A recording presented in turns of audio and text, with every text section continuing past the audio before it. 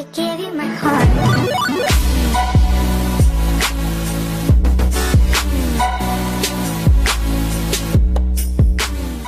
Growing up, before Tony Hawk Pro Skater, the only skateboarding game that I knew was Skate or Die, and despite all of its flaws, as a kid, who cares? It was a skateboarding game, and it was totally rad. Don't say that again. The game itself is pretty similar to Ski or Die. You start at the skate shop with Rodney Recluse, with his stupid one-liners surrounding him. So, you have to sign up to compete into the games, just like Ski or Die.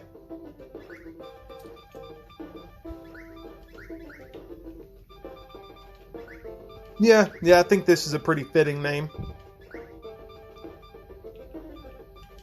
Now you exit into the park, where you can play the events individually or all at once. The first event here is the ramp, using random buttons to perform tricks for the high score.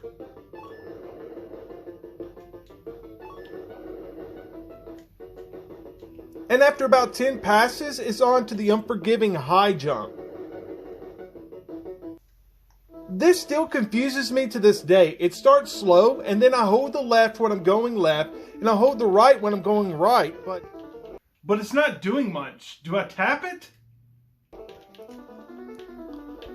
mean, that improved it a little bit, but it's no better. Maybe I'm supposed to rock it back and forth? I don't know. Ugh. I'm tapping as fast as I can. You have to tap it so fast, but when your arm gets tired, your momentum slows down. Next is a downhill race with the worst controls. You have to turbo tap the button just to get them to turn just slightly. It's like somebody sabotaging your board.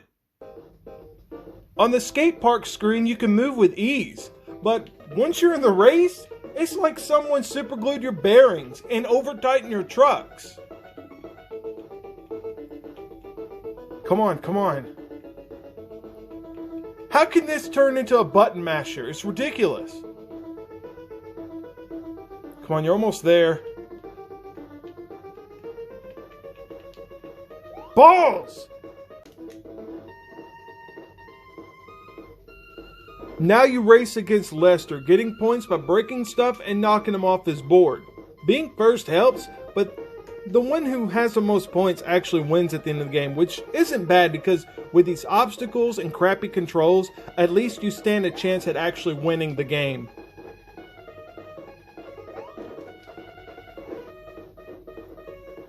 God, this is so frustrating.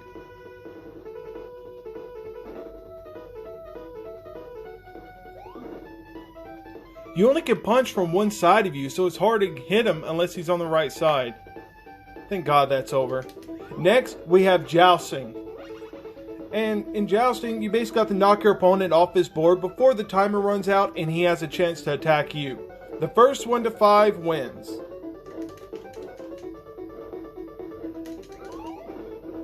This is probably the easiest out of all of them, and makes the most sense when you're playing it for the first time.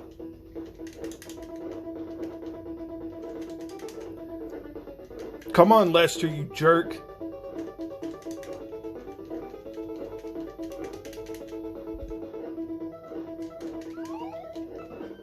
It's frustrating, but it's not a bad game. As a kid, it's all I had. But I didn't know that it was inspired by another game made by Atari. That's right, Nintendo found inspiration from Atari that released a game for the arcade called 720 that eventually found its way onto the home console. Skate or Die even took their name from this game. The point of the game is to compete in contests and challenges so you can complete each class that you're taking part in. You skate around the map avoiding cars and people to find places to compete. You have the ramp challenge, which just annoys me. I don't know what I'm doing wrong, but it's definitely easier to do the ramp challenge on Skate or Die.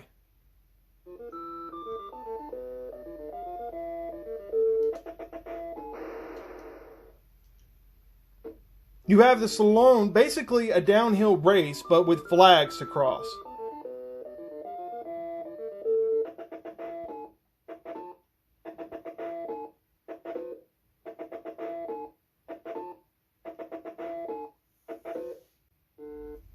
Next, we have the jump challenge. It's pretty simple, and with each class you go into, there will be more than one jump going into the competition. Finally, we come to another downhill race. And this one's a little bit more challenging.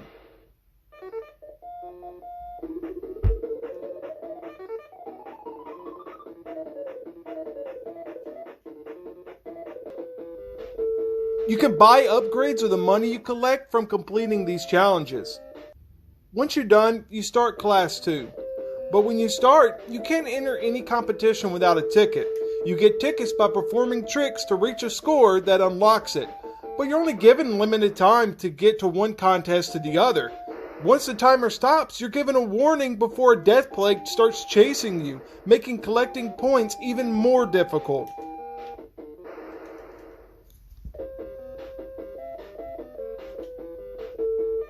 Oh, come on, I'm skating! I'm literally skating right now!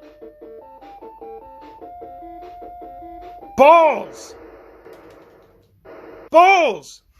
Overall, 720 is a better game. I mean, it's 10 times better than Skate or Die. I wasted my whole youth playing Skate or Die when this gym was here all along. God. You know what's worse? They didn't even stop there.